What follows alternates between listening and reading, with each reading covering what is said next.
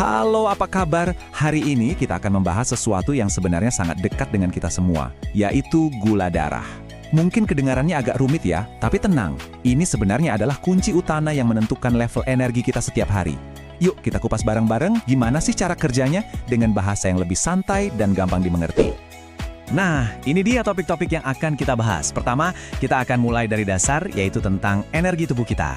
Lalu, kita akan telusuri perjalanan makanan sampai jadi tenaga.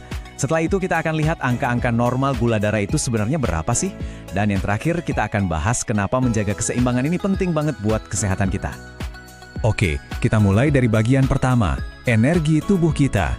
Di sini, kita akan coba sambungkan apa sih hubungan antara gula darah dengan perasaan semangat atau malah lemas yang kita rasakan setiap hari? Ini adalah fondasinya. Coba deh kita mulai dengan pertanyaan ini. Pernah nggak sih Anda ngerasa pagi-pagi semangat banget, siangnya tiba-tiba ngantuk, lemas, butuh kopi atau yang manis-manis? Nah, ternyata jawaban dari naik turunnya energi kita ini, itu ada hubungannya loh sama yang namanya stabilitas gula darah. Jadi ini dia poin utamanya. Bayangkan gula darah itu seperti pasokan bahan bakar yang konstan untuk mobil. Kalau pasokannya stabil, mobilnya jalan lancar. Sama seperti tubuh kita, kalau gula darah stabil, otak kita bisa fokus, otot kita kuat buat gerak, dan kita nggak gampang loyo, terutama setelah makan siang. Jadi ini bukan cuma soal energi, tapi soal gimana seluruh sistem tubuh kita bisa bekerja dengan optimal. Nah, sekarang kita masuk ke bagian yang lebih seru.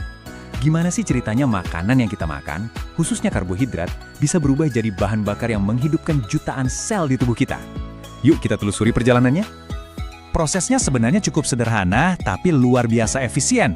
Jadi begini, setiap kali kita makan nasi, roti, kentang, atau bahkan buah, kita memasukkan karbohidrat.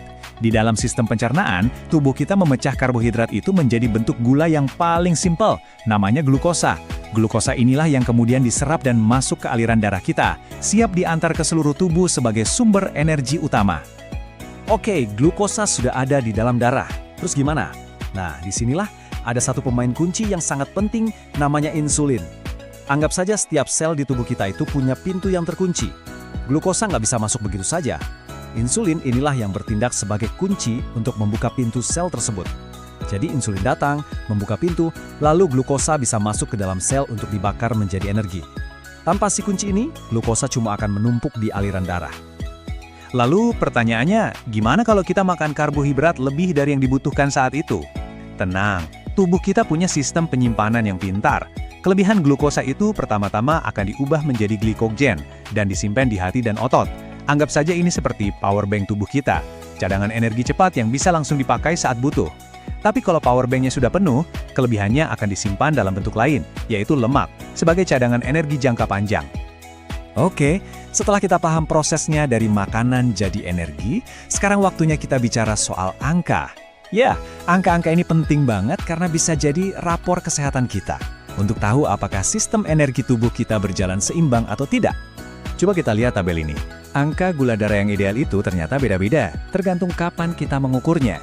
Misalnya saat puasa atau sebelum makan pagi, normalnya itu antara 72 sampai 126.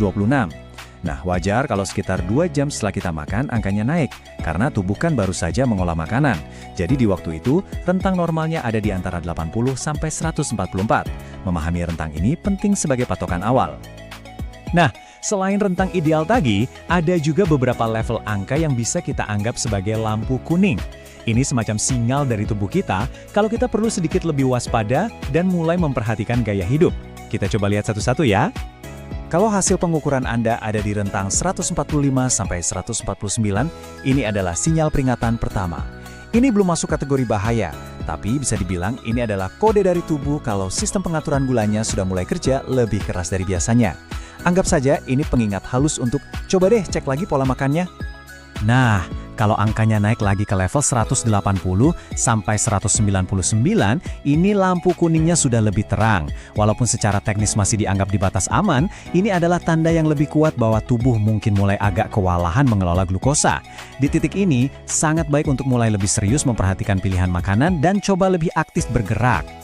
Dan yang terakhir, kalau hasil pengukuran secara konsisten ada di atas 200, ini sudah jadi lampu merah. Ini bukan lagi sekedar peringatan, tapi sinyal yang sangat jelas bahwa ada sesuatu yang perlu diperiksa lebih lanjut oleh dokter. Ini adalah waktunya untuk tidak menunda dan segera berkonsultasi dengan tenaga kesehatan untuk tahu apa yang sebenarnya terjadi dan apa langkah selanjutnya. Baik, kita sudah bahas semuanya, mulai dari prosesnya sampai angka-angkanya. Sekarang kita sampai pada bagian terpenting.